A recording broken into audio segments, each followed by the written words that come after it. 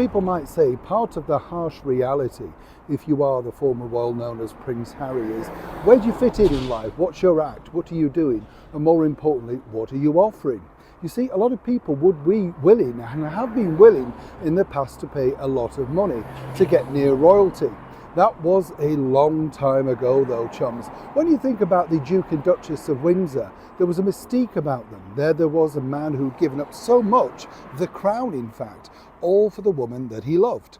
And this really played out very well for many decades about their love story. Of course, we know it wasn't necessarily true, but it was very, very lucrative for them. They were invited to the most celebrated balls, the biggest high events, meeting celebrities, they got offered movie roles, musicals, books, you name it. And nothing really has changed really like today. It all comes, as I often say here on our show, a full circle, doesn't it? People just look at it and go, we've seen this before. But in the digital world that we now live in, the problem that you've got is every sort of nuance and problem and expose is there detailed in very clear, for want of a better word, black and white. And this is really now what the former royal, the Duke of Sussex, Prince Harry, is finding out. He thought he could control the narrative of his life, basically telling people, you know, you're not going to speak to this journalist, that journalist, you're going to do exactly what I say and write what I want. Very quickly, even the people that were very supportive of Prince Harry have decided, well, no, they've had enough.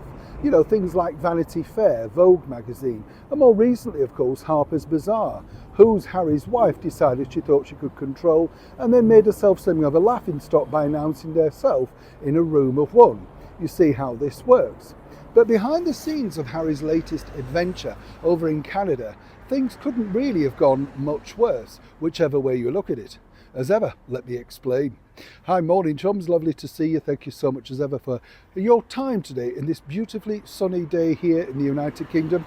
Warm too, let me tell you, a rare thing, nice to have your company anyway. Welcome back one and all, and lovely to see you.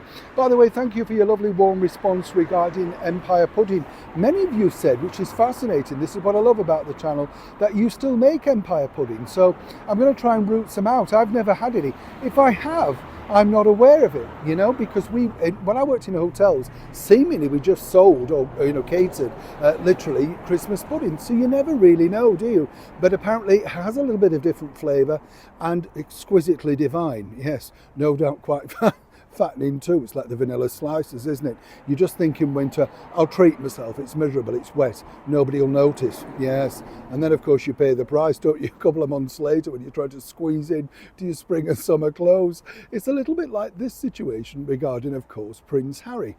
When you think about it, you know, he thought the world was his oyster, and very quickly he's realised that people are sick to the back teeth of him.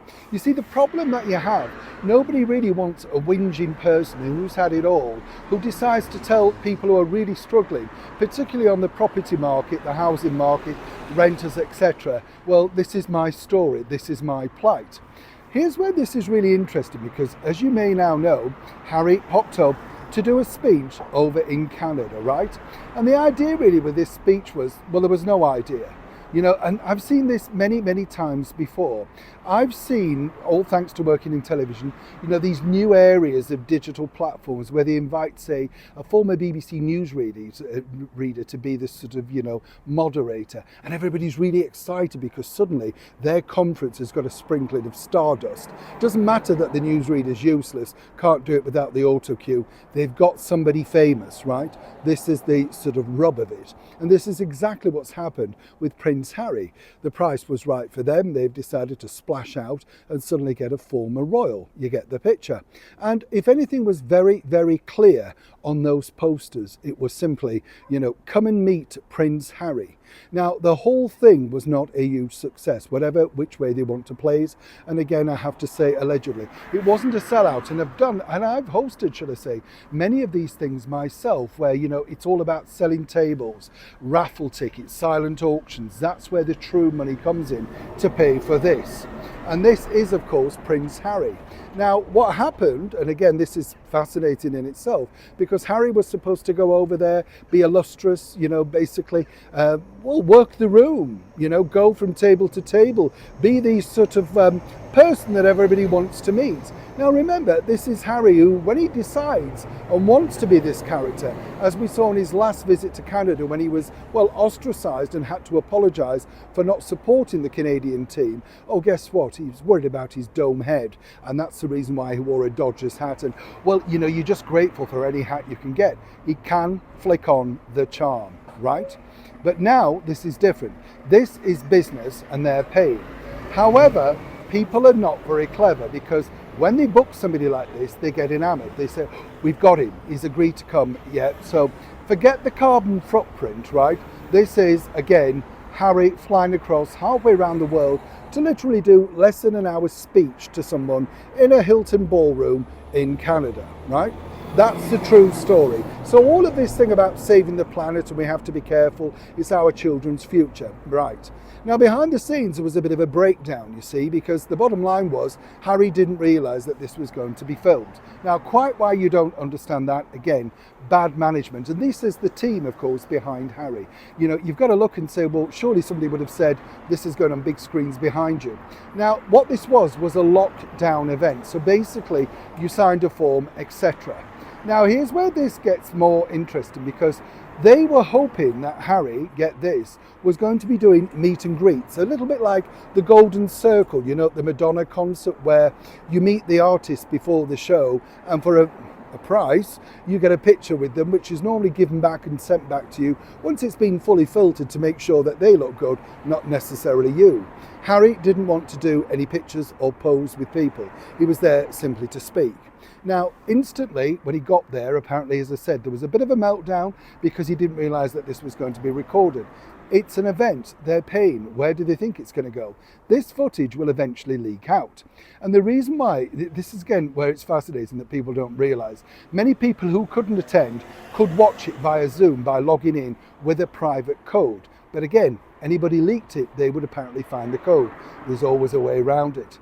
And so Harry sat down for less than 40 minutes basically and waffled on about his life and the difficulties and what he'd learned. I mean, it was absolute poppycock rubbish, right? Everybody knew it, he knew it, and then very quickly bagged the check and off we trot. Now, the problem with this is this, right? Basically, everybody's reported on this in the mainstream media. Certain tabloids sent people in there undercover, and this really was the sort of thing that was going to launch Harry on the public speaking stage. But as I said at the start of the video, what you really need is an act. And the act has to be whether you're a former British Prime Minister who's telling the world exactly how to run a country, how to be successful with an economy, whether, say, you're the Chancellor of the Exchequer or former chess champion Rachel Reeves, you get the picture. You have to have something to hook it on. What they found out from Prince Harry was it was literally more of the same. Poor me, mentioning his mother, and more importantly, the terrible media. Oh, and on top of all of that, of course, our social media is dreadful for young children. It may be, but this is the same Harry, of course, that while he's over there raking in the books to keep his marriage going, and more importantly, his wife in the look to it that she's now become accustomed, well, consequently for him, she's busy posting pictures of said children that apparently he's there to protect. You get the picture. This was less than successful, and apparently Harry needed a lot of reassurances behind the scenes for people to know, yes, it went well. According to my good source, so secretly, people were, shall we put it mildly, underwhelmed. Neil Sean in the very heart of the United Kingdom.